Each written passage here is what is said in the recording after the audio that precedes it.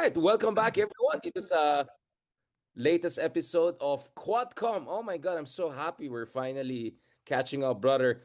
Pasensya na, I was not able to join you in person. Ang dami kong utang sa mga TV shows, radio shows, everything. But I said, let's do this on Zoom muna while we're on holidays. And then next week, Yes. tuloy natin yan. Chris, you have been doing fantastic, of course, from afar, but now not so far. I've been following your work. Galing ah, grabe sa Facebook, bro. Talaga you've gone all in ah. Yun na yung TikTok top mo ngayon ah.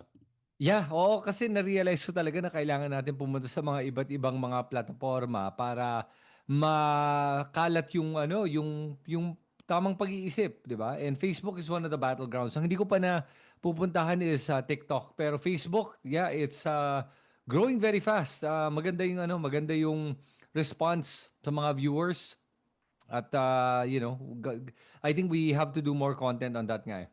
Absolutely nga, kaya nagpapagawa na rin ako ng more shorts. I think translatable yan very easily sa TikTok. Yung shorts na Yes. ginagawa mo, just put it on TikTok as it is. No problem.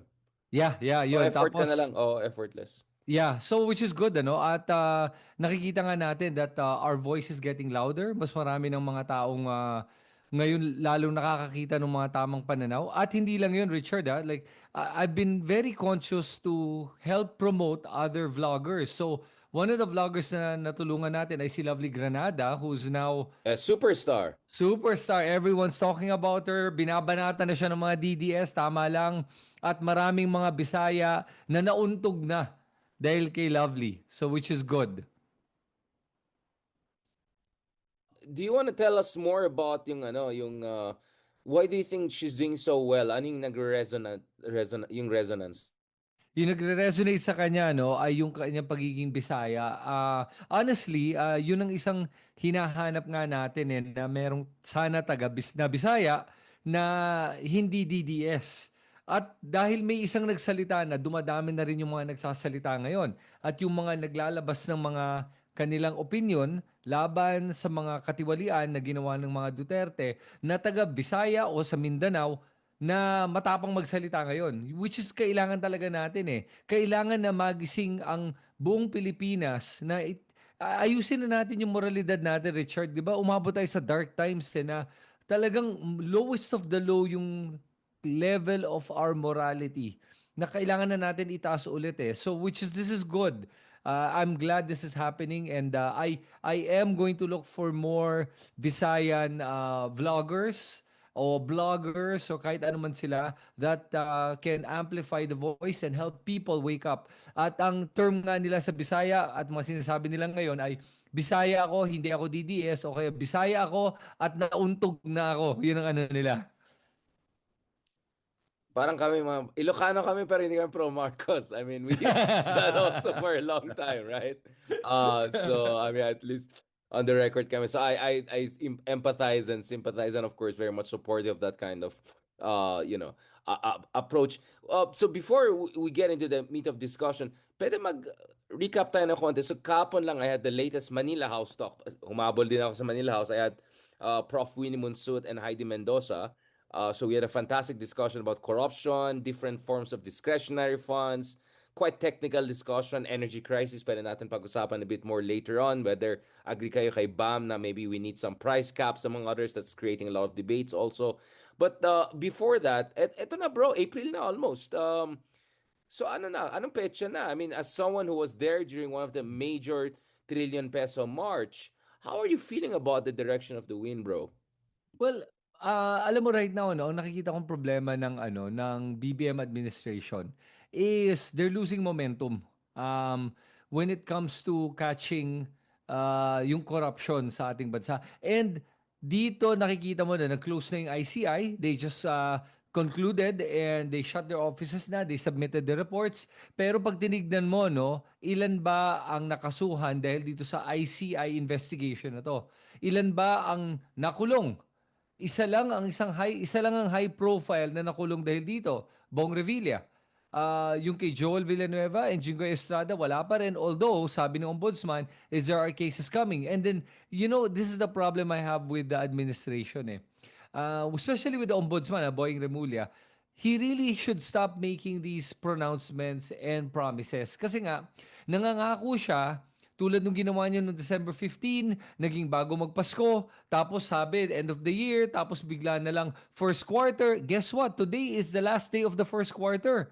Asa na yung mga pinapangako niya? This makes us lose faith in the government na parang lumalabas, window dressing lang ba ang ginawa nila sa pag-create ng ICI at sa paghahabol ng mga korap na sangkot dito sa flood control issue. Mawawala ng tiwala ang tao sa administrasyon natin pag hindi nila ayusin ang trabaho nila.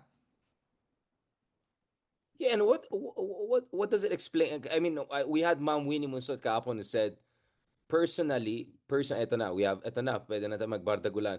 So Prof. Munsot just yesterday said na personally, Falsis, don't worry, nag-warm up lang kami. So we were waiting for you para magbardagulan mismo. No, personal daw, Ombudsman Remulla daw, reassured na by May daw, mga big names na daw ang hahabulin nila. So that's why Prof. Munso said, I'm gonna give it one more month before mag-all-out bardagulan na. So, what do you think about it before I go to Attorney Falsis? We just got the ball rolling, Attorney Falsis. No problem. Oh, let's see what Attorney Falsis has to say about this. Pero para sa akin, strike 1 was December 15. Strike 2 was before Christmas. Strike 3, itong first quarter na pinangako ni Ombudsman Remulla. Strike 3 na siya. Will I believe the May deadline? Oh my God. No.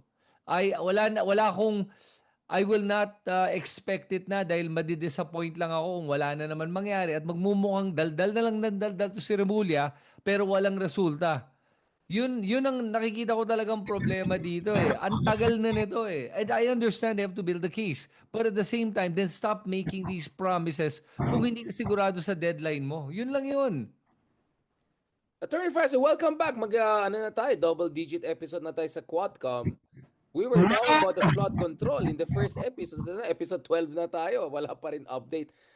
Anong excuse or anong legitimate reason potentially na May pa daw, ayon kay Prof. Munsut, she was reassured daw by Ombudsman Remulla, that by May some big names will be dropped na daw. Tumaas ang kilay ko, di ba? Parang wait lang, anong petsa na?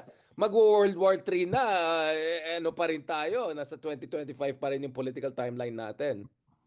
Parang laging may moving goalpost. December, sabi, before Christmas, may magpapasko sa kulungan, and then January, Feb, and then ang narinig ko last time was parang March or April, and then May na pala, mayroon palang bagong timeline. The non-cynical person in me thinks na because baka voluminous yung mga sinasubmit na counter affidavits or pleadings ng tatlong senador at saka ng mga ibang accused. But the cynical in me, nasabi ko na to sa ibang show, di ba? Baka nagkakaaligluhan. Let's be frank, di ba? Lagi tayong ina-accuse, wala tayong masyadong sinasabi sa flood control, hindi tayo maingay sa flood control. Maingay tayo, kaso syempre naghihintay din tayo for updates. So ngayong pinagbigyan na natin si Ombudsman, like Kristen said, no, fool me once, shame on you, fool me twice, shame on me. So hindi na rin tayo naniniwala sa fool me thrice na yata. Sa mga pangako ni Remulla, di ba? Hindi naman tayo maniniwala. Kailangan i-hold accountable natin din si Ombudsman in the same way na napakatapang niya at napakaanghang niya magsalita tungkol kay Ombudsman Samuel Martirez, dun sa mga iba pa niyang tinira or pinatutsadahan noon. So dapat siya sabihan din natin na talagang palpak siya sa ngayon until lumabas yung mga warrants of arrest. Yung sa areglo na sinasabi ko, just to clarify, kasi syempre may mga nagsasabi baka nagdi-delay ng warrants of arrest because may impeachment against VP Sara and to get the votes. Baka, I'm not saying the administration ang nag-aareglo. Baka offer din yon ng kabila or it could be both. Both sides are negotiating what can you do for me, what I can do for you. I'm not saying that's a fact. I'm just saying because ang tagal na sobra, it allows for fertile minds to think of things like that. So you're more on the skeptical side na talaga. I mean, basically, Kristen is saying we're way past strike 3 na to. Like, May is a bit too long. But I was surprised that Ma'am Winnie was still willing to be patient about it.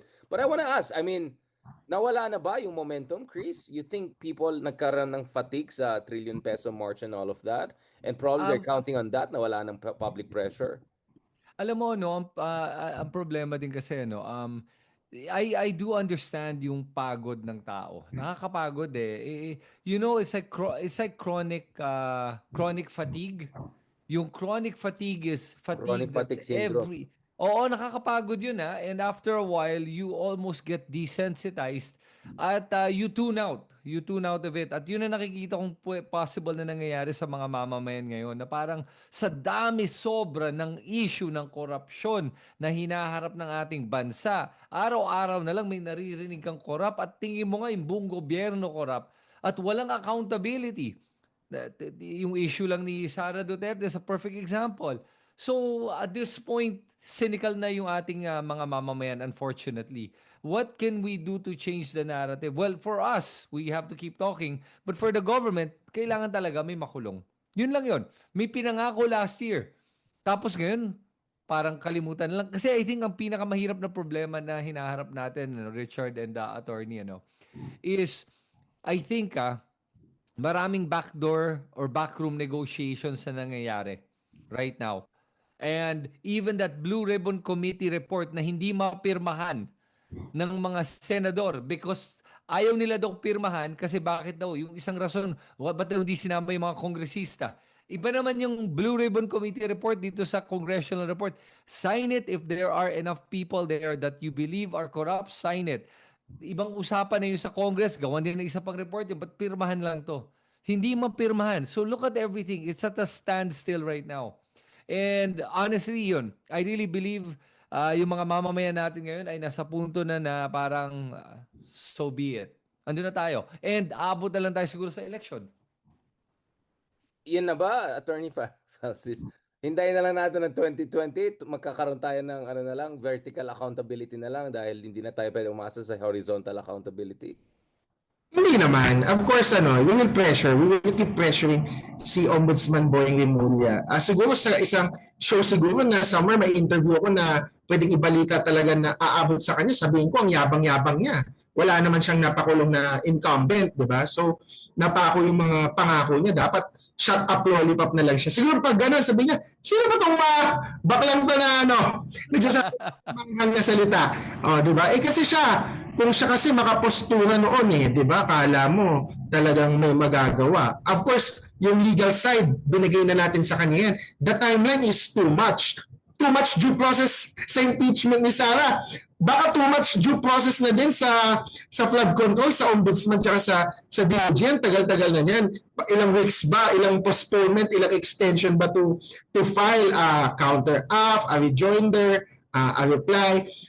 Parang hindi na pasok yan sa normal timeline kung talagang walang arigluhan. So, hopefully, yung mga ganitong usapan like ours reach Ombudsman Boying and matapik siya na gumalaw-galaw. Parang tinatapik mo rin yung isang journalist kong colleague. I didn't watch the full interview. Kanina I was trying to get parts of it. Parang nag-random sampling ako. Mukha naman Congressman Luistro was keeping her cool and where is this coming from, Attorney Francis? Sorry, I didn't watch the whole thing, so I was wondering where is this frustration coming from?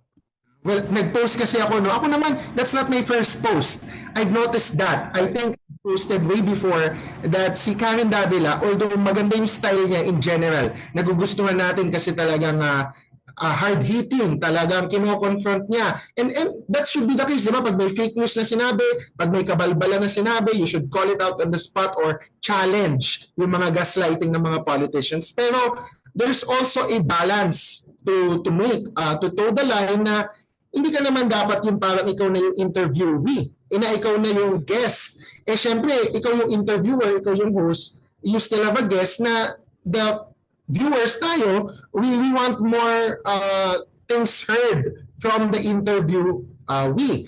Like si Kong Jervil, parang kinakat siya lagi, hindi siya makasalita, and then yung pagkontra sa kanya, it looks and sounds disrespectful.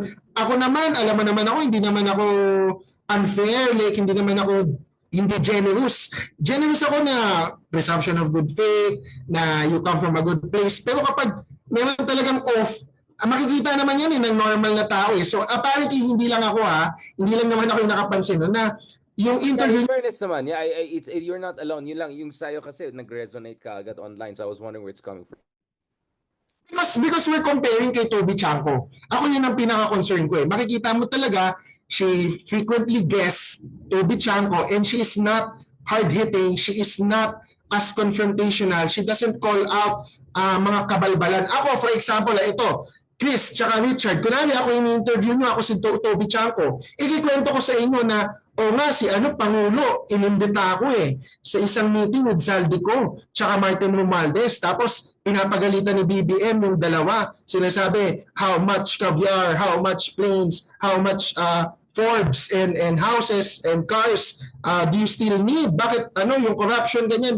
Tigilan na yan, wag yung pakialaman yung mga presidential projects ko, things like that. Yung ganon? Una ang tanong doon dapat ni Karen, bakit ka kasama sa usapan na yun? Hindi ka naman APO chair, hindi ka naman Speaker of the House. Pangalawa, bakit ngayon mo lang sinasabi? Anong connection nito sa mga nakaraang controversy where he could have spoken up? I mean, I'm not saying those are perfect questions. And I'm not saying talagang dapat tinanong yun. Pero kung si Karen may sariling hard-hitting question, dapat naisip niya on the spot. Nothing. She just takes that as gospel truth, hook, line, sinker, wala siyang pushback. So, walang scrutiny nung mga questionable claims and his opposition. Yes, like sobrang weird man yung kwento na yun. That is so weird. That is so weird. Hindi ba weird yun na in-invite ka ng presidente, congressman ka, yes, pero wala kang leadership position. Tapos pinapagalitan yung dalawa. Ano ka doon, witness? Bakit ikaw? Actually, ang problema ko is I was surprised with that certain gentleman being all over the place. He was interviewed on all channels and wait, sabi ko, di ba ito yung campaign manager nung palpak ng Senate slate and ni BBM? Wait lang, bakit bigla siya ngayon ang parang bida-bidan? Siya pa yung nagiging critic. Like, honestly, kami ni Ronald Llamas, we were wondering, ano to, good cop, bad cop? Is there some internal game being played by the first house and all of that? Honestly, but you're right. For me, hindi lang one person or another. I don't even understand bakit siniseryoso siya ng media. And no one asked him. Like, he was as insider as you can get. Yun lang, palpak lang siya. So obviously, tinanggal siya from the inner circle of BBM. He should be blamed for the horrible performance of the admin in the 2025 elections with all of the... And yet, siya pa yung bida. Siya pa yung So I think you raised something that I was concerned with in general. Bakit pinapatulan ng media yung mga ganitong tao without challenging? Parang, wait lang, di ba ikaw yung Kaya ako, di ba ngayon, pag may mga nagbibida-bidahan sa West Philippine Sea, parating mention, saan pala sila nung panahon ni Digong? Parang ngayon, ang tapang nila sa West Philippine Sea dahil it's cool to be on that. I mean, Chris, you want to comment on that? Because this certain Toby guy has been interviewed so many places over the past, since elections. Who you? Parang, sino ba siya? Ano ba yung niya, ambag niya? Alam mo to begin with ito si Toby Tiangco, I think he's not a campaign manager, he's a Trojan horse. At he's really placed himself in the BBM camp to really sabotage them kasi kung tignan mo Richard, di ba? Like naalala mo yung isang interview niya, sabi niya 1,000,000% sure daw siya na kapag manalo si Sara Duterte, walang areglo. Makukulong ang mga korap. Sandali lang ang sinasabi ba niya, Luis Tro is corrupt? Kaya ginagawa niya to? Come on. Like, he belittles the institutions that are trying to create accountability, hold their officials accountable with such statements. Tapos sasabihin niya, pro-administration siya. Pero hindi niya nabanggit na, teka lang, pag tama si Atty. Francis pag ako nga si Karen Davila, tatanong ko, teka lang, ang sinasabi mo ba hindi corrupt si Sara Duterte? Para maging 100,000,000% sure ka na ikukulong niya ang mga corrupt. Ang sinasabi mo ba hindi siya corrupt? Kasi para magpakulong ka, ikaw mismo dapat malinis ka Tingin mo ba ipapakulong niya si Pulong with 51 billion? He Pulong to this date. Okay? Just for the record, to this date, Pulong Duterte has the most flood control projects of all congressmen. 51 billion Okay? Para sa isang distrito, siya yung pinakamalaki. Pakukulong ba yan ni Sara Duterte? O, pakukulong ba niya sarili niya? 'Di ba yung ang stupid nung ganong klaseng mga opinion na nilalabas ni Toby Tiangco to create a narrative na Sara Duterte is some savior that's going to challenge corruption when alam naman natin, alam mo, thank God talaga no, lumalabas yung mga survey na nagpakita na over 50% of Filipinos believe Sara Duterte is corrupt, na hindi siya mapagkakatiwalaan. I'm actually surprised it's only 54%, if I'm not mistaken. Should be higher. And that's our job. Ipakita yung totoong kulay na itong Sara Duterte na to at yung mga tulad ni Toby Tiangco. Ang tingin ko nga, pumapapil lang yan. Dahil may balak siguro yan kumandidato sa grupo na niya, Sara Duterte. Nag-audition tulad ng mga Gusto ibang mag-speaker nag-audition daw ngayon. yan dati, di ba? May mga nagsabi na baka naman he wanted to be a speaker kaya he had every reason to go after Martin. Pero hindi naman eh. Of course, that's like the... Yeah, I don't know what his motive is eh. Baka you guys have an insight on this eh. But for me kasi Toby Tiangco is toxic. Man, that guy sobrang toxic ng taong yan. He comes up with these statements with no basis and he makes it sound like it's a fact. Parang, di ba ang galing niya when he says something, he makes it sound like a fact. When, kaya nga sabihin, 1,000,000%, wow, itataya mo buhay mo dyan? Na ikukulong ni Sara Duterte ng lahat ng korap o ikukulong niya lahat ng kalaban niya? O pupusta ako dyan na ikukulong niya yung mga kalaban niya, hindi necessarily yung korap. Yan ang mapupusta ko. Bilang congressman siya, kamusta yung flood control sa Yun nga yung yun din yung tatanungin ko. Sabi ni Chris, hindi masyado believable ito, walang credibility si Tiangco. Bakit hindi din challenge ni Karen Davila or most interviewers, hindi naman lahat. Most interviewers, unlike si Carmina Constantino and a few others, hindi nila tinatanong si Toby Tiangco, bakit yung district mo binabaha pa din despite billions in flood control after 20 to 30 years na paghahani ng mga Tiangco sa Navotas, di ba? So, it's incredulous na siya yung parang anti-corruption crusader na siya mismo ang daming tanong tungkol sa kanya and may insertions pa siya this year. Tumaas yung allocation niya. Wala naman siyang sinasabi, di ba? Parang akala mo yung iba lang lagi may problema. Pero yung sarili niya, pag tinignan mo sa salamin, madumi pala din. Yun nga, sabi ko, I have a general problem with the entire media. All of my colleagues in media were not challenging some of these characters. And then yung iba naman, na alam naman natin, complete clown show, meow meow, pinapatulan. Nakalimutan ko almost si meow meow. In-interview na naman yung mga kaibigan natin. Iba dyan, binabalik nyo na naman, ni-recycle nyo na naman. Nawala na nga sa supply chain na na-cleanse nga yung supply chain. Baka naman, Attorney Faz, gusto mo sabihin isang kaibigan natin, wag na nang patulan yung mga ganyan. Kasi, syempre, editorial freedom yon. Yung host yata, madaming kaibigan yun sa Oh, see? Ilan naman lang yung kaibigan kong Karen, but hindi lang siya yung Karen. Alam mo, magaling naman mag-interview si Attorney Karen. Pero syempre, baka sa kanya gusto niya makascoop. In fairness, baka kaya niya in-interview dahil patapos na yung suspension ni Kiko Barzaga. So, yun yung nakikita. Ang scoop dyan? Ang scoop dyan is, are you gonna behave yourself or are you gonna get suspended more? Wala. Maano na yan si Barzaga. Ma-expel na yan after this. Hindi yan, wala nang suspension at expelled na yan. Sana. Kasi si Puno, si Kong Puno, yung nagpo-push for expulsion, medyo nagiging weird. Recently, di ba yung mga na tungkol sa impeachment tsaka sa kay Sara kung ano mga pinagsasabi.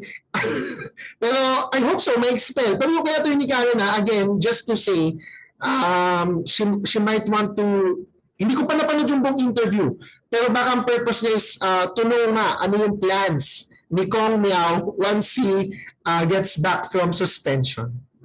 Yun nga wag na pas. Ang gusto kong scoop si Bato. Nasa si Bato? Hindi na talaga. Nasa Senate lang ako the other day May scoop. Karton, wala. Walang karton. Naghanap ako ng karton ni Bato. Baka pinapakain yung karton. Parang nakita ko sa Hague yung pinapakain yung karton. So, may version na rin karton na senador. Meron! Hindi na karton. Ang scoop ko dyan, si Senator Bato, nandun siya sa loob ng mascot.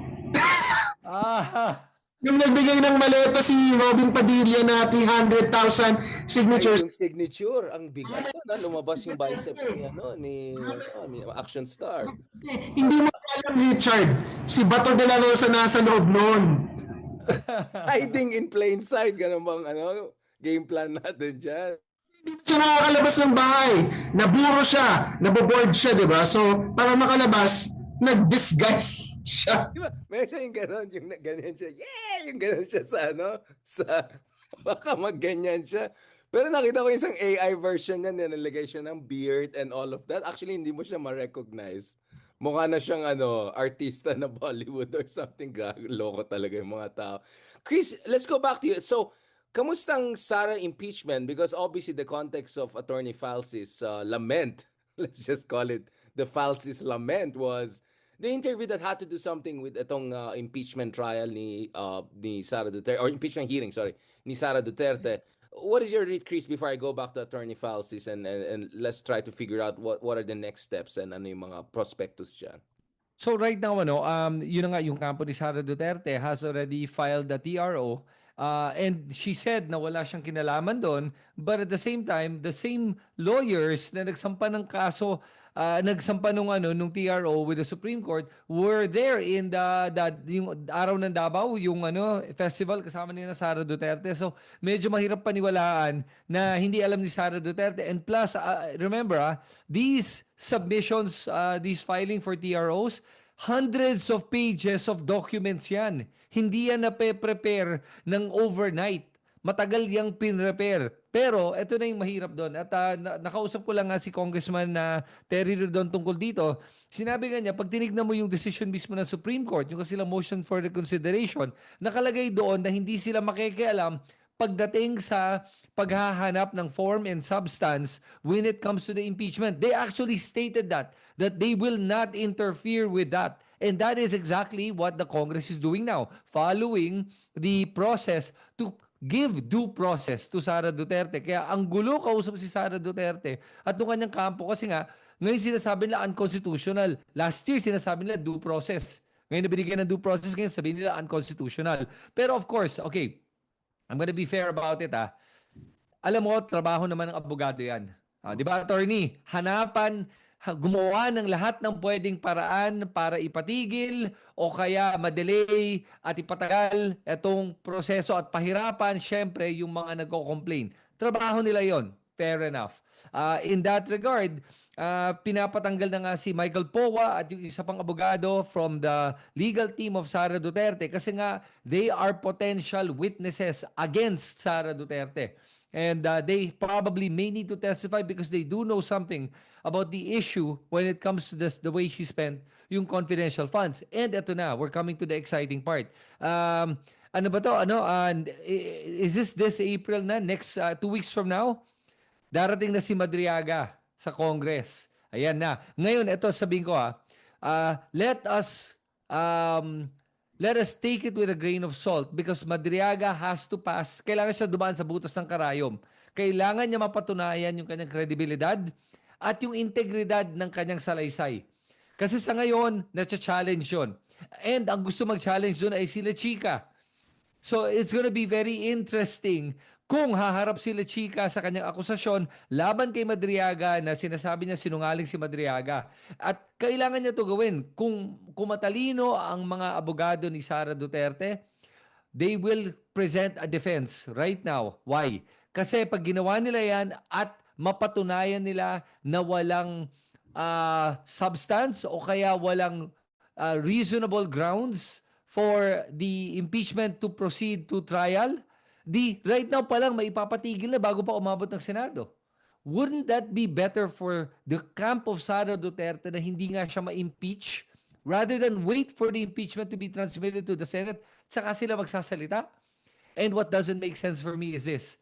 Sasabihin nila, unconstitutional daw itong ginagawa ng Kongreso at ng Committee on Justice. If it is unconstitutional, bakit pa sila mag-aantay aabot sa Senate? Ibig sabihin ba nun, hindi din sila sasagot sa Senate? Dahil pag tinawag nila itong unconstitutional, then when it gets to the Senate, it's still considered unconstitutional. So will they not present a proper defense in the Senate or will they present their defense? Then that's where you see that their logic or defense is selective talaga on whichever is convenient to their argument and their perspective. Bago tayo pumunta kay Topacio and Attorney Gucci, kasi speaking of yung Davao, ano, nakita na natin ang tatak Duterte. Attorney Falsis, tatak Duterte. Attorney Falsis, ano, kamusta ang analysis natin? In light of our, of course, I'll be very careful. In light of our Supreme Court ruling last year, and in light of continuous effort by the Duterte School of Constitutional Law to seek advice by the Supreme Court, if not intervention in this issue, on this issue. Well, una, that's a great point yung kay Chris, no, na I think wala talaga naman silang plano na sagutin kasi even though they say na the proper venue is Senate trial, we will answer in the proper venue. If you call it unconstitutional sa House pa lang, then pagdating yan sa Senate, you will still, or you should still consider it as unconstitutional. So I don't think may intention talaga sila to answer. Pero in terms of this argument na hindi siya constitutional, no, before the Supreme Court decision, wag muna natin pag-usapan yung Supreme Court decision. Just textually, according to the text of the Constitution, meron dong word na hearing. After hearing, by a vote of 1/3, the articles of impeachment shall be transmitted if it secures the number of votes. So, nandito na tayo sa hearing stage. Of course, alam mo naman yung George Orwell, 1984, medyo animal farm tactics. Nanggagaslight sila because allegedly, Kong Jervil said mini trial in some interviews which she never did in a hearing. In Congress, she never said that. Only in interviews, no? So, that's a different purpose. To call it a mini trial, which is kasalanan ni Sec Llamas, ni Sen. Yeah, exactly. Can we be a bit technical about this? And ako, aamin naman din ako, syempre, part tayo sa mga ganong pundits, gagawa tayo ng term, mini trial. Syempre, excited kami ni Sen. Edu na at least may avenue to hear some of the witnesses or evidence, but not for the purposes of trial. Ito yung nakakalimutan ng mga tao. When we say mini trial, because there's a hearing, the hearing is for the purpose of either clarifying, validating, verifying, or double-checking the evidence attached to the impeachment complaints. Wala daw evidence na naka-attach. So, fishing expedition meron. Yung affidavit ni Madriaga, kailangan siyang magkaroon ng hearing kasi nga sinasabi ng mga tao like si Kong Rufus, polluted source, hindi daw credible. So, for the purposes of examining the credibility, but not for the purpose of convicting, only for the purpose of determining probable cause. How do you determine probable cause kung hindi mo muna titingnan yung credibility ng witnesses or evidence, ng documents? Wala, hindi pwede. So you need to do a clarificatory hearing. Totoo ba, Madriaga, nag-execute ka ng affidavit na to? Totoo ba, was it out of your own free will? Itong mga sinasabi mo dito na detalye, bakit? Anong pang backup mo dito sa mga allegations mo sa kwento mo ganun? So it's a clarificatory hearing for the purpose of determining probable cause. So kahit mini trial pa yan, it is just a pedantic, trivial, nitpicking attack na porket may ginamit na word na hindi proper, unconstitutional na. So, talagang walang basis. And then if you follow the Supreme Court decision itself said the House should hold a hearing.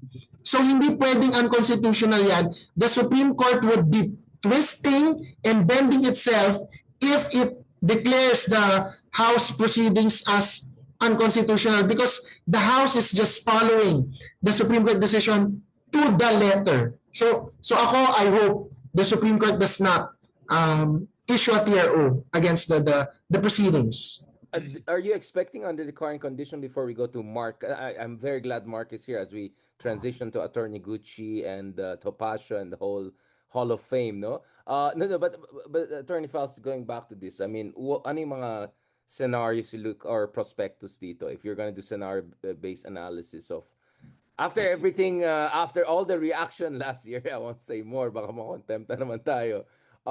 Do you see the Supreme Court coming in now, given the lay of the land? Yeah, the probability of the Supreme Court issuing a TRO is very, very low. But of course, we cannot rule that out. So if walang TRO, that's good. Tuloy lang. Even if there's a pending petition sa Supreme Court, the House will continue kasi wala namang TRO. So ang worst case dyan, the bad scenario is if mayroong TRO na ilabas, which outside of being a lawyer, so hindi ko na gamitin yung lawyer hat ko, may degree kasi ako sa political science sa Far Eastern University. So as a political analyst and someone who knows history, there are times where the executive or the legislative test the decisions or issuances of the judiciary, and pag nag-head-on clash yan, there could be a constitutional crisis. So I'm not saying this will happen or that this should happen. I'm also not saying I support it. I'm just saying, pag nag-issue ng TRO ang Supreme Court, the House can, in reality, no, not legally, in reality, practically, de facto, they can either follow it or not follow it. If they don't follow it, they can still conduct their hearings kahit may TRO. And then ang question kasi dyan is, what can the Supreme Court do? This has happened in other democracies. This has happened in other instances, no? Not just in the Philippines. No? We're talking about history. Na the executive or legislative ignores the decision or the TRO of the Supreme Court. And what can the Supreme Court do? Magpapadala ba sila? Makakapagpadala ba sila ng police sa House of Representatives? Malabo. That is why in reality, sometimes when push comes to shove, pwede magkaroon ng constitutional crisis. I hope it doesn't come to that. And medyo speculative. War last year also. Speculative, no? So ang layo pa, I don't want to speculate further than that. But that is just a possibility based on your academic theoretical question, Richard, because we are not promoting. Yeah, this is just probabilistic analysis.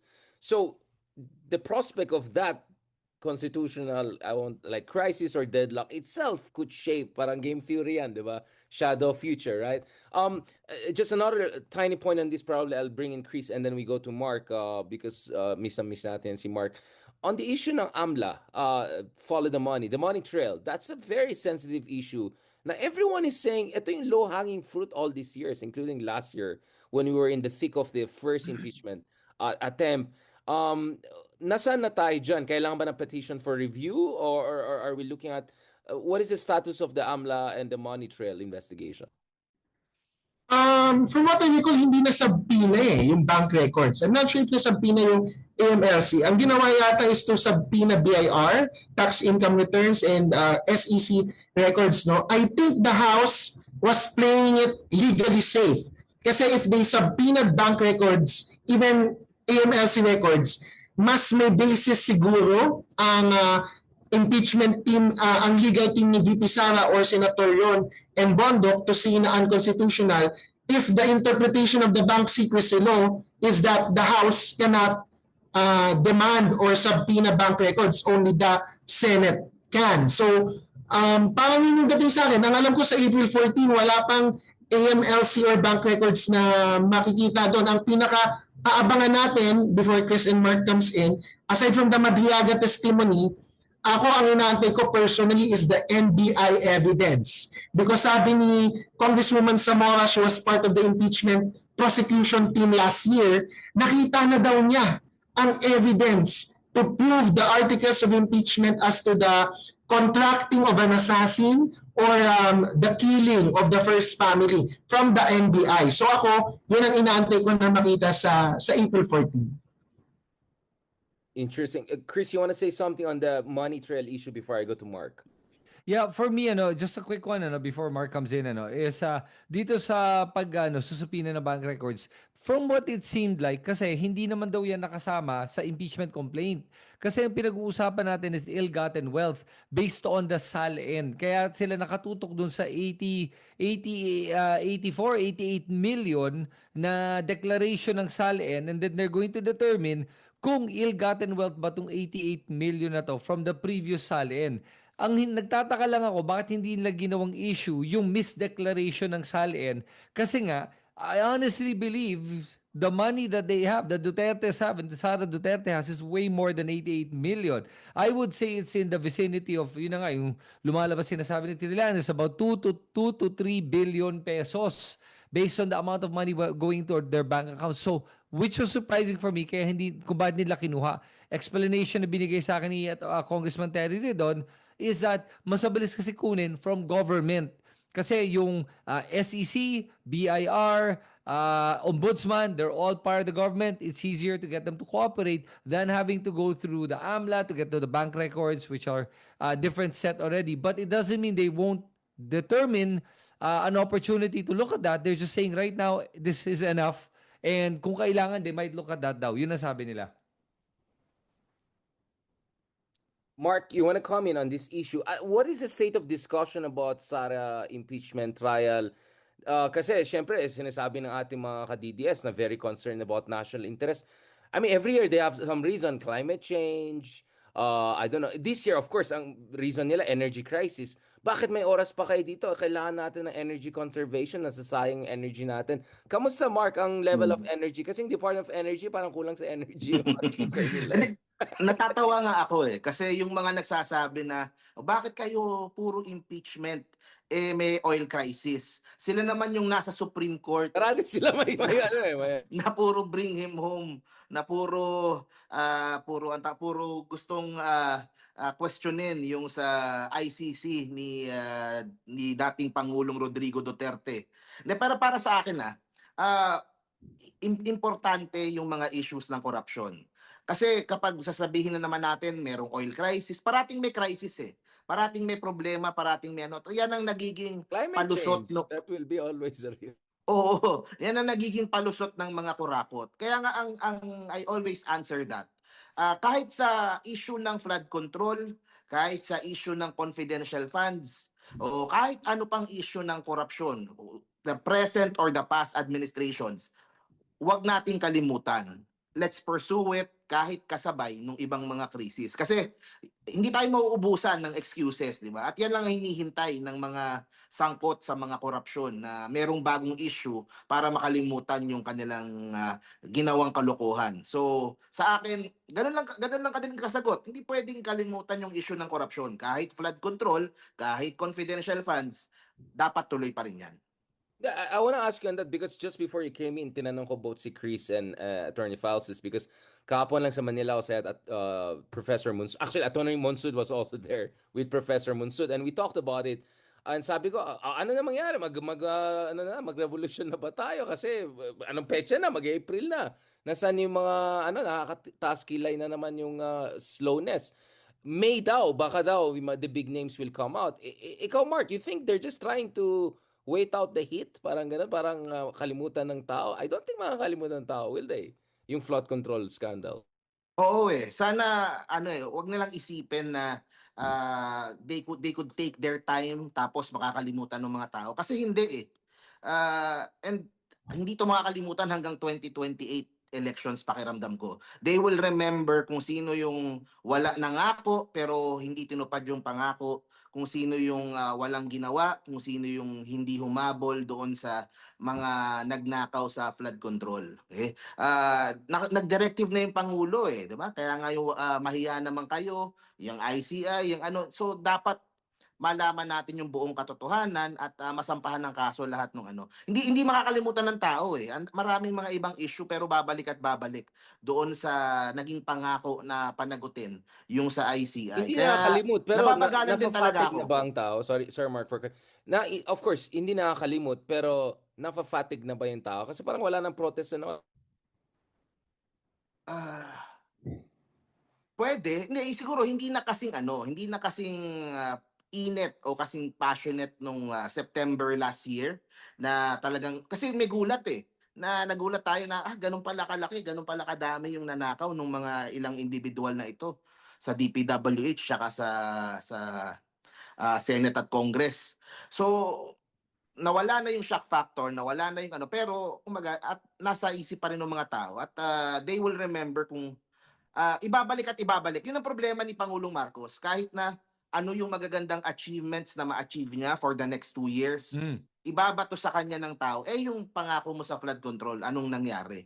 Kasi yung the mere fact that it happened sa kanyang unang 3 taon, diba? May pagkukulang na siya doon Kasi it happened under his watch. Kumbaga, ito nga dapat yung chance niya para i-remedyo, mag-remedy and bumawi man lang doon sa nanakaw na pera doon sa unang 3 taon niya. Kung hindi pa nila magawa ng paraan, malulusutan pa sila or worse, maramdaman na ma-feel ng mga tao na pinagtatakpan niya yung mga sangkot talaga, then yun ang malaking problema for President Marcos yan kung sakali. It's already affecting him now, pero moving in lalo na sa election year. Ang worry ko lang nga, ang worry ko lang, wag naman sana na the election with Sara Duterte, it could become a protest vote against President Marcos. Yun ang That's gonna be their strategy, di ba? yun ang kanilang Ibalik ang strategy. Duterte para malinis ulit ang para balik ang Yun, ligaya. which is Yung mga nakakatawa kasi yun nga nakikita natin dito sa impeachment, ang daming issue din ng korupsyon nitong si VP Sara. Yung mga lumalaban, mga anti-corruption kuno, bulag pagdating na dun sa korupsyon ng kampo ng Duterte o dun sa panahon niya. So, we should own that space. We should also be active sa anti-corruption at hindi maging protest vote yung mangyayaring 2028 elections laban sa kung ano man ang maging resulta nitong flood control investigation sa remaining years ni Pangulong Marcos. Ay, gusto ko yung owning the space. Mark, I'll go to you. I wanna go back to this. So, speaking of, kasi kanina pinag-usapan namin si Meow Meow, si Toby Toby. Kamusta naman ito kay Attorney Tata Duterte, si Attorney Gucci? All in Gucci. Although, hindi ko alam kung naka-Ferragamo siya that day, but I don't know kung Gucci or Ferragamo. Tingnan mo yung belt, medyo. And Topacio, and what's Yeah, may going reaction on? ako Kasi dyan. the reason is I'm still recovering from yung Money Gallery criticizing si Attorney Gucci na ginawa naman nilang host. Tapos parang dinis-own nilang haba-habang, hindi ko lang chat. Nakita mo yan, yung statement ng Money Gallery nung pinaalis si... Miss nila si Buangzon? Remember si Attorney Gucci, may parang show siya, kunyari, na binanatan si Bibi. And the next thing, na-cancel na, parang nawala na yung show na. Next thing, SMNI na talaga. Kasama yung Malu, si Malu, Nagalit pala yung gallery. Doon sa isang buang, sa Bisaya, ang buang is crazy. Buang. Nabuang na. Hindi mo nakita yung haba-haba nung, hindi ko ChatGPT yung statement na dinis-own yung... Mamaya, i-send mo sa akin. Di ba, Chris, naalala mo yun? Yes. Yung kaibigan natin sa Money Gallery, ang haba-haba na madrama na... Kasi pinagalitan sila ng Malacanang yata. Oo. Di ba? I think Kaibigan kasi... natin yan. Si Beshi natin yan. Yeah, takot. Baka nakita ko pero nakalimutan ko lang. Let me refresh my memory. Mahaba siya. I think ako lang Hindi lang kasi ganun nakabasa nun. ka-importante yung network na yan eh. Ganun lang kasimple eh. Kasi ganun lang sila kaliit oh. Walang epekto. Man lang pinatulan ni Attorney Faust. Ako naman for entertainment sake. Parang, wait lang, first episode pa lang dinis-own na siya. So nasa SMNI na. So Mark, ano tong Topacio? Versus Gucci? What's going on? Di pa Ako in fairness kay Attorney Topacio, he is 100% accurate sa kanyang basa dito kay Rowena Guanzon. I 100% agree. 100% agree doon sa kanyang na si Rowena Guanzon, ang kanyang sinasabi ay oportunista at manggagamit. Yun yung kanyang sinabi. Ito, basahin ko na lang Basahin ko yung kanyang pilit lamang niyang ibinidikit ang kanyang pangalan kay VP Sara. Bakit? Dahil sikat, popular, malakas sa taong bayan. Pero nung si Pangulong Duterte pa lamang ay gustong maging presidente, binablock niya yung certificate of candidacy. Tapos ang dami siyang nilabas na mga sinabi ni Guanzon before na against kay Sara, against kay Kibuloy, against sa SMNI. That was the time na dumidikit itong si Guanzon sa pink side. Nagpapalakas siya doon sa kampo ng mga pinks. And nung 2022 elections, nung tumatakbo si Lenny, doon naman siya unang nakilala eh. Yung naka-pink glove siya, tapos sumusuntok-suntok siyang ganon. Yung pala, the whole time, may pinopromote siyang party list. Nung nanalo yung party list, pinag-resign lahat ng mga nominee, siya yung pumalit. Tapos bigla may picture with Sandro, Oo, so after manalo ng party list, wala pang isang linggo, of course si Lenny natalo, malungkot yung mga kakampings. May picture kaagad siya with Sandro, with Martin Romualdez. So tama si Attorney Topacio doon sa kanyang basa dito kay Rowena Guanzon. Ako personally, ito parati ko din sinasabi. Marami sa mga DDS na mga vloggers o yung ibang mga personality nila diyan, in person mabait naman eh. Maayos, yung iba diyan close friend ko pa, mabait naman. Pero Attorney Rowena, kahit nung nasa kakamping siya, ngayong nandito siya sa kampo ng nila Sara, mata pobre talaga eh. Ang daming mga viral na videos Bakit na wala ka bang Gucci at Rolex? hindi lang yung sa Rockwell, kahit mga ibang video na mga ordinaryong tao, dinuduro niya, mababa tingin niya kapag hindi siguro alta o hindi mayaman o hindi ganun kataas yung antas sa buhay. So, hindi ko talaga magustuhan kahit nung nasa pink siya, kahit ngayong nandito siya sa akin maraming mga DDS naman, siguro may utang na loob lang kay Digong, nandun sila, pero mababait naman, kaano man naman. Ngayon, even itong si Robin Padilla, di ba? With all the differences sa policy and sa lahat ng kaibigan ko nagsasabi, mabait na tao itong si Robin Sa Padilla. tamang, yung puso niya nasa tamang lugar. Oo, his heart, Yung organ, yung part na yan, okay. So that's the exact na hirit ni Attorney Guanzon dito kay Robin, mababa daw yung IQ. Pero si Robin, di ba? Ngayon, he is even defending itong si Guanzon. So ako I fully agree doon kay Attorney Topacio. Natuwa din ako nung sa lunch hindi siya kasama. 'Di ba? Nandun sila Topacio, tsaka yung ibang mga bisita doon. Tapos wala doon si Guanzon doon sa lunch na 'yon ng mga DDS after nung event. So, ayun. So, Talagang, na CCTV mo na ba? Na contact tracing mo sila? hindi, may picture na lumabas na nag-viral. Kasi umiinit nga yung storya between Topacio and si Rowena Guanzon. Kaya, ayun. Kaya, ako, hindi ko talaga gusto si Attorney Rowena. Marami sa kampo nila, gusto ko naman in person, gusto ko naman as si Attorney Rowena. And pag sinasabi nga para sa akin hindi siya DDS, hindi siya kakamping.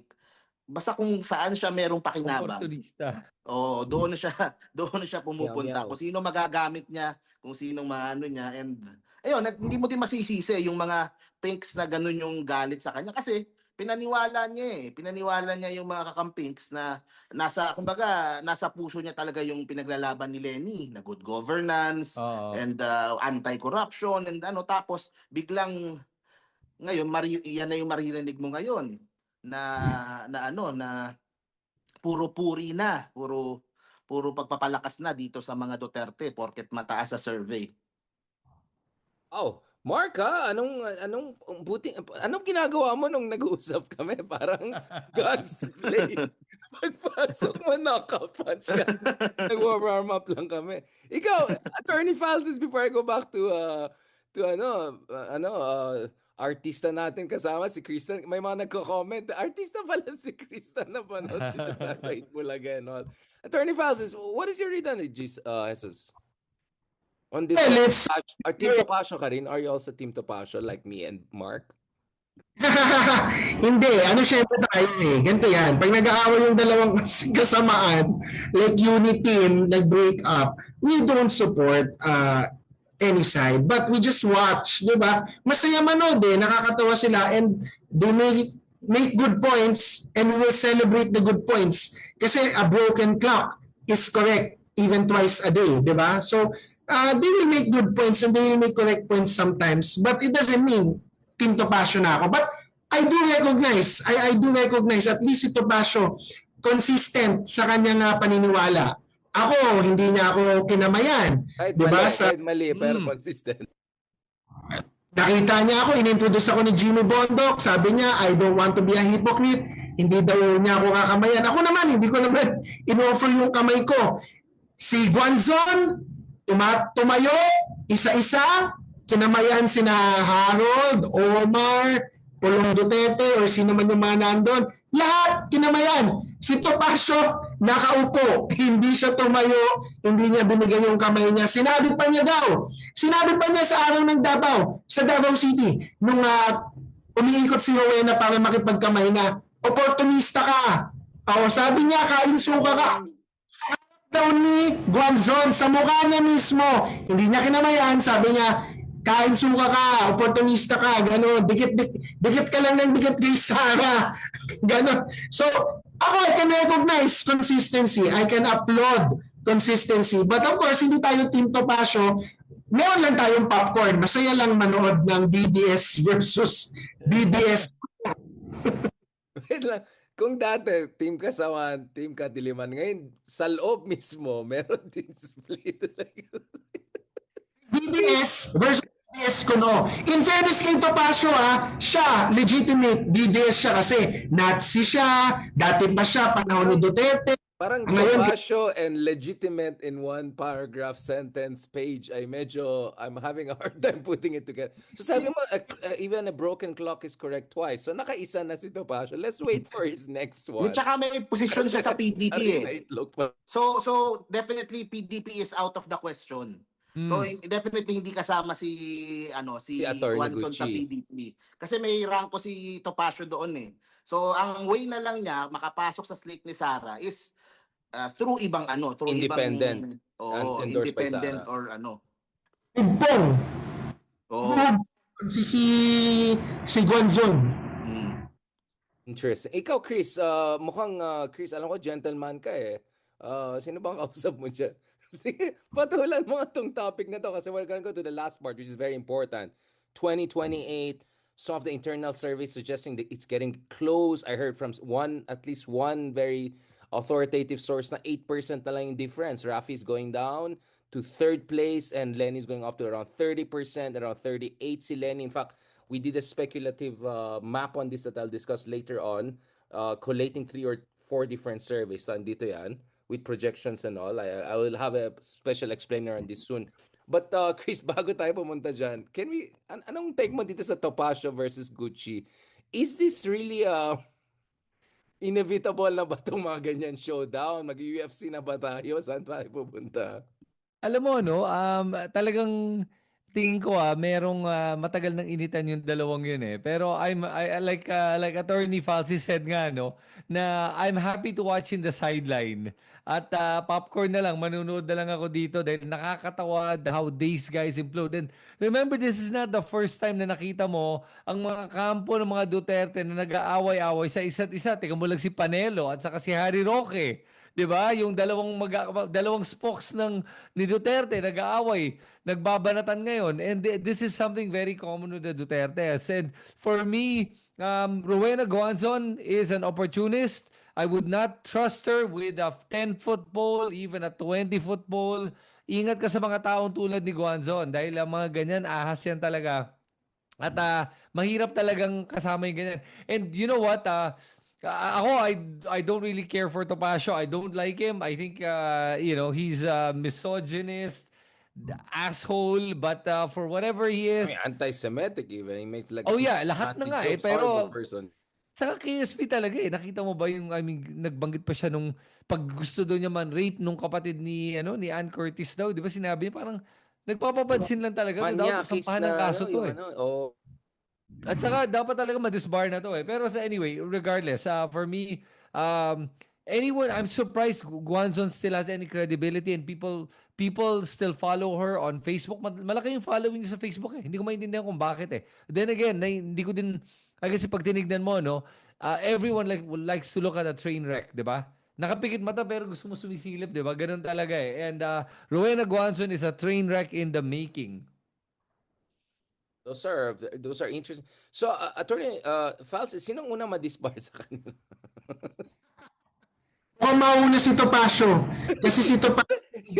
Yun ang dapat mag-poly market na tayo. Yung sinong una ma-disbar, sinong una. I think to a poly market betting na. Hindi ko napalitaan kung may nag-file tungkol sa Rockwell incident. But yung kay Topacio, di ba si Sara Ilago, she filed. And then, one other party filed on the same basis or issues. Si Rowena parang wala nag-file. Gusto mo ba mag-file, Richard? Nagpalamig na nga ako eh. Kaya ako nag-abroad for a while. Tapos iba, sabi ko, parang tinitira na naman ako ng mga usual suspects, tapos biglang naging quiet. So ano kaya nangyari? And then nakita ko yung update, kaya pala may civil war na naman. So Mark, I want to start the last part of our discussion with you because you were among the first people who look at the intra-DDS civil war, right? Back in the day, some went Isko, more Bongo, some went more Sara. So we have been tracking this, Mark, together, no? Yung Project Pilipinas natin from 2019, 2020 pa lang, di ba? So where are we there now? Because if you look at multiple surveys collating it together, so we try to do a graphics here. Sara is actually slightly increasing because I think Bongo is a little bit out of the picture right now. So still she's consolidating the DDS base between 35 to 40%. And then we see Lenny also going up right now, Rafi going down because I think Rafi has made it clear he doesn't want to run for presidency. Although I think vice presidency, it looks like the Turfos will be in conversation ipso facto given the dominance they have. Because I think the Tanjere ba yan? Yung may, parang it sounds like orange. Yung survey suggested actually if you remove Rafi and Tulfos don't endorse, papunta ka pa kay Sara yan. So it's gonna be interesting. But we see Lenny really picking up. And some suggest actually it's more like here at 30 already. So we did some speculative analysis. Kasi hindi ko alam kung ilalabas ng Billionaire yan. So expectation namin, I think Billionaire might release one of those internal surveys I've been discussing for a while na confidential pa for now. So it's getting very, very close and interesting. Of course, assuming Lenny runs, and then there's a debate about if Lenny doesn't run, is Bam in a best position, or Risa, or Kiko, or whoever. But I want to start with you, Mark.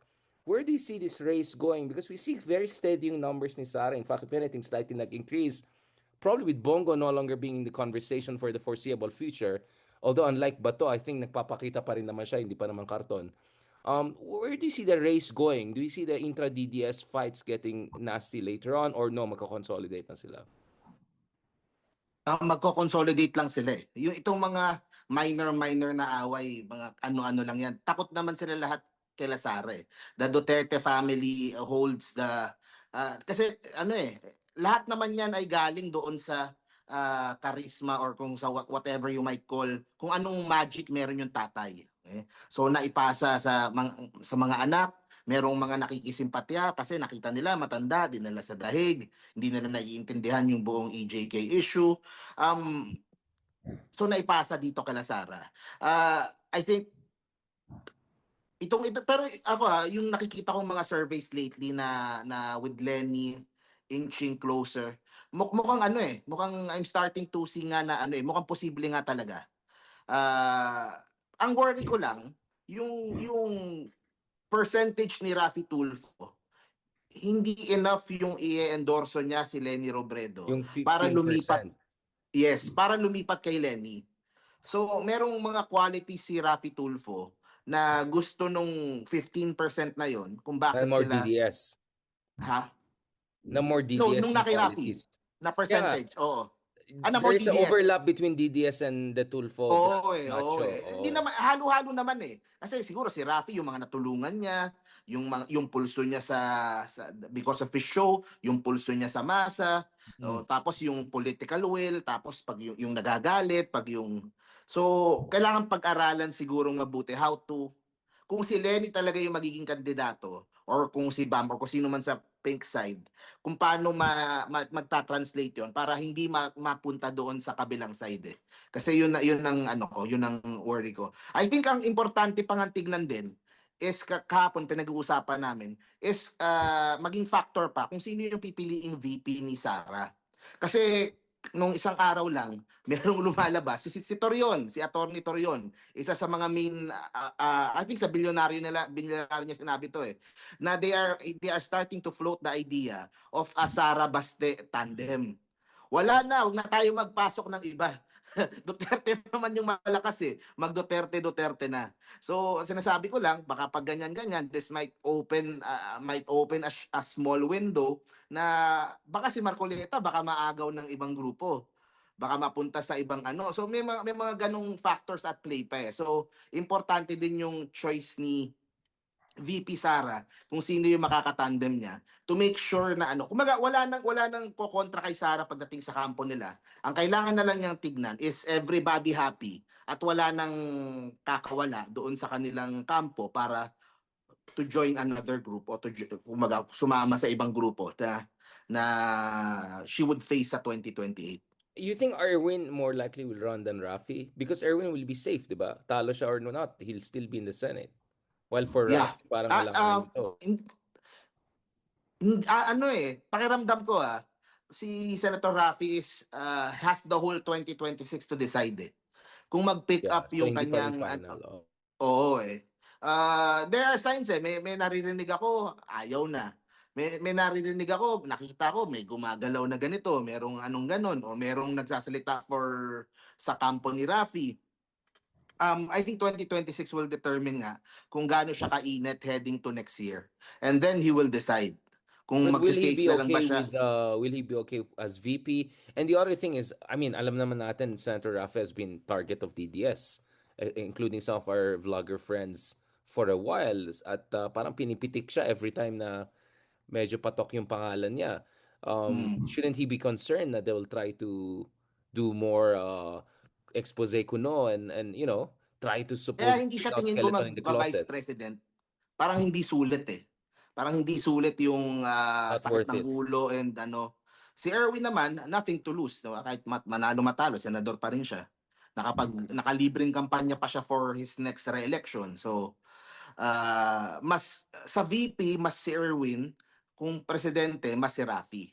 Pero, hindi pa din sure pareho. Siyempre, depende sa mga mangyayari this year. Pero don't count out the Tulfos kasi No, they'll definitely be a kami sa factor. mga taong nanonood. Kasi Correct. there's a real connection between the Tulfos and yung tao. Sa tagal nila sa kanilang radio 100%. show, sa show and ngayon sa politika, marami-rami na din silang natulungan And yung what made Digong attractive, yung matapang and parang kamay na bakal na type, may ganun yung mga Nauna ang mga Tulfo. Tulfos They were the original, to be fair. No, but I want to ask you, Mark, before I go to Chris also and Attorney Falsis on this. I mean, the thing kasi with Tulfo is the more he denies na he's not gonna run, and then the more Sarah kind of says she's gonna run, and the more Lenny's being talked about as the inevitable, as basically the magical solution for the Pinks. This is not gonna help for Rafi. I mean, I just showed in the survey na bumaba talaga siya significantly because he keeps on saying he doesn't want to run. Ang problema is kung hinintay niya yung survey magsabi sa kanya or something else, actually, he's not helping his case right now by keep on saying he's not running. Do you get what I'm saying? Para may pagka self-fulfilling self-sabotage if he really wants to run at some point. Ang equation kasi para sa akin if Lenny will run or if someone from the Kakampinks will run, I believe Rafi baka hindi tumakbo. Yun ang tingin ko. Pero kung walang tatakbo sa pink side or if they decide on something, si Rafi kunyari yung nasa ulo, I think yun ang pwedeng option for Rafi kasi may automatic base ka na kaagad and lahat 100%. And the Pinks will yung be network, comfortable with Rafi more than Sara, obviously. Oo Tapos kung ganun yung mangyari, pero kung kunyari sasabay siya tapos nandyan si Sara tapos nandyan si Lenny, baka hindi. Baka he will not risk it, baka hindi kasi parang din ang problema di ba pag tumakbo kang presidente tapos natalo ka, sometimes it's career career suicide din di ba, na minsan hindi na nakaka-recover after losing the presidency din. So unless you're BBM who lost even VP and became presidential. And I want to ask Chris next on this before going to Falsis. The fact that Lenny, who lost, of course, the presidency in 2022, is now being seen very strong in some of the internal surveys, also in some of the more public surveys. The momentum behind her is very strong. But there's some people still saying bakat Lenny really is not interested, that she feels dapat naga siya, she feels she did her part, and that naturally maybe Bam is best next in position given his very strong performance in the latest 2025. And of course, the fact that he handled Lenny's two campaigns, 2016, 2022, they're very, very close. And then, of course, we have been also discussing about Risa Ontiveros, based on merit alone, should be 100% part of this conversation. I even brought in Kiko. So, I don't know kung yung iba sa inyo, tinagtawanan niyo ako, oh, Richard, ano ka na? Bam ka na? Or ganito. Hindi. An Ezra Klein style ako. Like, each of them, pros and cons. Alam na naman. Sige, Chris, do you think Lenny now has the momentum and probably that will carry her towards a decision? But Alam mo, when? Yeah. Yeah, to begin with, Lenny never said that she's not running. She always said, I need to focus on being a mayor Kakapanalo ko pa lang. She's not even been a mayor for over a year. And tama yung sagot niya. And she needs to focus on Naga. At malayo pa yung election. Number one. Number two, tignan mo yung survey na yan, ha? This is a very interesting nuance in the survey. Without her declaring, with her saying that she's not looking at running, she's already at 38%. Okay? With 30%. Si Lenny is around 30% sa internet. Yeah, 38. 38 yun. Di ba 38 or 30. 28? No. Si Sara ay 38. 48. Lenny was 38. I remember. Ay. Tama, di ba? 38 Wait or lang. I think that's the iba yun. The one without Rafian. But I don't know. The one the latest one. Okay. The average the median average we did is Sara is around 40, 38 to 40. Lenny is around 30. Ah, okay. Sige. But So, anyway, it's almost single digit. Yeah, Mark. Bakit ako hindi ko pa nakikita yung survey na yan, ha? Bakit hindi mo pa Tweety birds mo. Yung mga Tweety birds. No, iba yung no. Tweety birds natin. do you guys remember this survey or no? Or I'm sorry if I nagkamali ako sa number. Siguro nga sabihin natin 20, kahit sabihin na natin 28%. Okay, Yeah, sabihin I natin did the median of 4 different surveys, including internals. Yeah. okay, let's say it's 28%. Okay? Remember, that's 28% with her not declaring she's going to run. Now imagine, and then Sara already declared she's going to run. So Lenny Robredo went up from parang last quarter, 13% all the way to 28%. To almost 29% without declaring More she's than going twice. to run. Oh. Compared to Sara, who already declared she's going to run, and then umakyat lang siya from 43 to 48%. Oh. So, nakikita mo, si Sara nagpa-plateau na yung kanyang, ito na, nagpipeak na siya eh. Lenny is growing momentum right now. And honestly, Lenny Robredo will heed the call of the people. Ang hirap tanggihin yan pag yung taong bayan na nagsasabi, please, tumakbo ka na. And kailangan niyang to really answer that call. And I think she will. At the end of the day, I think she will understand na she needs to do this. Absolutely. Attorney Faz is with you, Jez, no? Pag-usapan natin yan kasi I think things got a little bit too hot last year, and there's a reason why I'm telling this to you kasi kasama tayo sa mga bardagulan. I think the whole Riza, Bam, Sentry, Lenny, let's be honest, in a way, they're all in the same team, right? Ronald Llamas might say other things, but between us, they're all part of the same coalition, in theory at least, right? But I would say more than theory.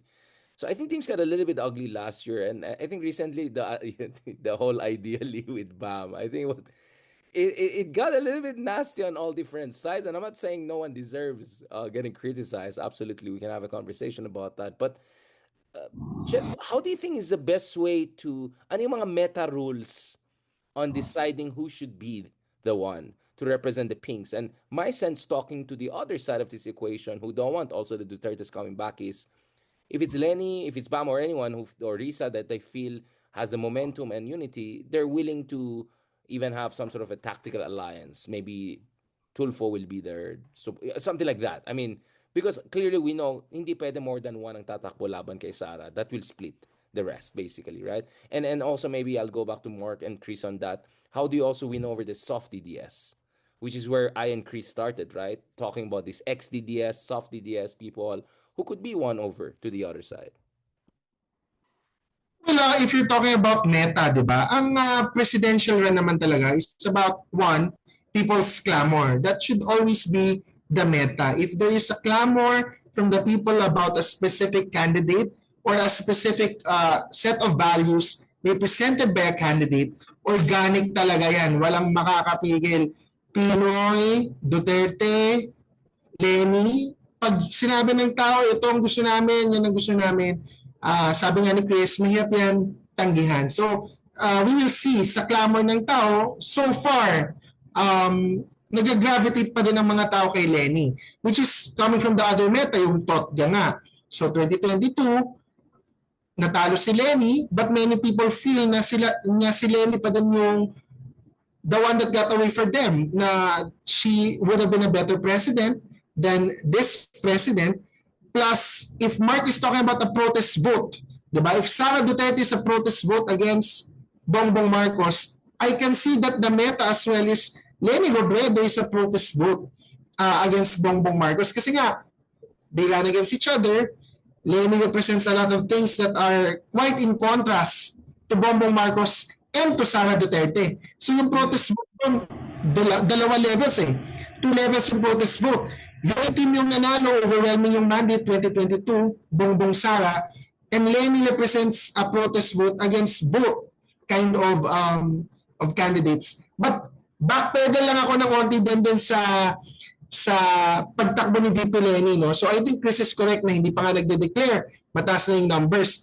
But I can see, I'm not sure if you watched or heard yung recent interview niya kay Bernadette Sembrano, makikita natin na may evolution eh. Yung sagot ni Mayor Lenny noon from a very hard no. Talagang hard no noon na parang hindi na siya tatakbo talaga sa 2028. Versus itong kay Bernadette Sembrano, sagot niya kay Bernadette Sembrano, parang I found it a very soft no or a very coy answer. So parang sa ngayon, she's keeping the doors open. Apparently, yun ang still, options open. yun ang dating sa akin. So nakikinig siya. Siyempre makikinig siya sa people's clamor. Kapag kailangan ng tao talaga, lalo na may crisis ngayon, si Sara pwedeng na-impeach. Baka tinitingnan lang din muna ni Mayor Lenny, waiting out the political circumstances and context before making a decision. Kasi if Raffy has until this 2026 to decide, ang alam ko din ang timeline din ni Mayor Lenny, she might decide December 2026 or Jan 2027. So I think there's a space for that for Lenny to run.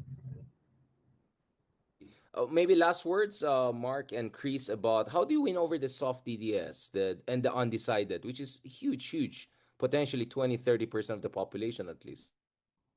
Well, sige ako muna, Mark, sabihin ko lang first of all, I think kailangan talaga we have to learn to meet in the middle.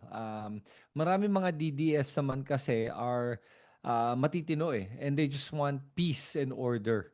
So, alam mo, pag Decisive leader. pinag-usapan na They want decisive leader. Ayaw nila yung mga... yeah, sure. Yeah, pag-decente. absolutely. Yeah. 100%. I understand where they're coming from. 100%. Yeah. So, by understanding where they're coming from, then you just offer an alternative to them. Kung ito decisive, hindi ba natin pwede tanggapin to? Kaysa yung isa decisive pero corrupt. As a matter of fact, I don't even look at Sara Duterte as even being decisive. Was it Atty. Francis who said it or Mark na inherit lang naman talaga ni Sara Duterte yung last name Nepo. ng tatay niya Yun lang yun di ba? At the end of the day. Pero is she decisive or not? I don't think so. She has not proven herself. She does not know how to lead Is she whatsoever. the ultimate Nepo kid, Chris? Sa bansa? Yeah, dapat, 'di ba? Pag dinigdan mo, pero ito 'yun sa akin we have to understand na karamihan ng mga DDS pag kinorner mo, they will double down. What you have to do is bring them out of the corner. Wag mo silang take them out of the defensive mode and into a conversational mode, because pag dinaan mo yan sa conversation, nakikinig naman yung mga yan At pag feeling nila safe na sabihin na, oo nga, tama ka, mali ako, lalabas yan. Pero pag feeling nila hindi safe, okay, they will back to the corner and they will double down. So yon. So pag inattack mo yan, magdo-double down yan, dedepensa yan. Pero pag pinakita mo na, uy, okay lang pare kung umaming ka na mali ka, without forcing that on them, letting them be the one to accept, oo nga, mali ako dito. Believe me, maraming mga yan, magbabaliktad. Si Lovely, marami na siya napabaliktad. Marami na nauntog dahil kay Lovely. Yan. Good, positive untugan. Yan ang kailangan natin. I completely agree. Kaya akala ng dati ng tao, DDSO, kasi I try to explain always saan galing ito. Of course, one of the latest one got me into trouble getting persona non grata. No, also yung di ba? Nagkulang talaga tayo sa Mindanao. I don't know, they're gonna twist na naman what I'm saying. I mean it. I mean, di ba? May pagkatotoo naman yung Imperial Manila neglect Of course, unfortunately, na-weaponize ito ng mga entrepreneurial demagogues. But it's a fact. So, I 100% understand where folks are coming from. Which brings me to you, Mark, because you have been saying this for a while, especially since the Dolomite days, when we were discussing why the Dolomite Beach and all. And sa ngayon dalawang bagay. Nasabi mo isa pero yung una, I think it's important for us, yung side natin, to win the anti-corruption vote. if we want to convince yung mga undecided and yung mga hindi pa soft DDS na voters, or I think yung for example kanina nasa ICI si Leandro Leviste, nangungulit siya doon. Natanong niya bakit hindi ilabas sa public yung report nyo. Ang inisip ko, teka, hindi ba dapat tayo yon? Hindi ba dapat sa side natin yung naghihingi ng accountability din sa ICI, ginastosan natin yan. So I think ang isang way din, pinag-uusapan namin to the other day nila Attorney Jess, to embrace more yung mga kasama natin na, for example, si Egay Erice and si Attorney Luke, who can be critical on all sides, diba? Sa Kakampinks, meron nandiyan si Trillanes, nandiyan si Leila de Lima. Of course, very anti-Duterte yung mga yan. Maganda, meron ding nakafocus naman dun sa flood control and sa ano. So we need to be a wider, more inclusive na grupo. Pangalawa, kasasabi mo lang yung sa Visayas, Mindanao. Okay? Lower Visayas to be exact, Cebu pababa. Ang paniniwala ko, hindi tayo mananalo sa 2028 if we cannot do well sa Cebu. Okay? At the very least, kasi kung Cebu, lalo kung sa Cebu mahirapan ka na, lalo pa sa buong Mindanao. So yung strategy we need to do something. Kailangan mas maraming pumupunta, we need to exert more effort. Dito sa Luzon, kakayanin na natin sa election season and sa ano. Yun lang talaga I think that's the only strength talaga na they have na sobrang solid kung alisin mo sa equation yung Cebu pababa, pantay naman yung laban Pero the Visayan speaking provinces gives them the advantage. And So para Cebu sa is the akin, swing state. Cebu is Florida. sobrang importante ng Cebu. Kung 2028, I think yun lang naman yung advantage talaga ng mga Duterte. Yun yung ano, that's why mukha silang, kaya ang taas kaagad nung panimula nila, nakukuha nila yung bandwagon effect. So mas doon lang sila lumalaki. So we really need to do something about that. We need to engage more people, more Visayan speaking influencers and politicians, and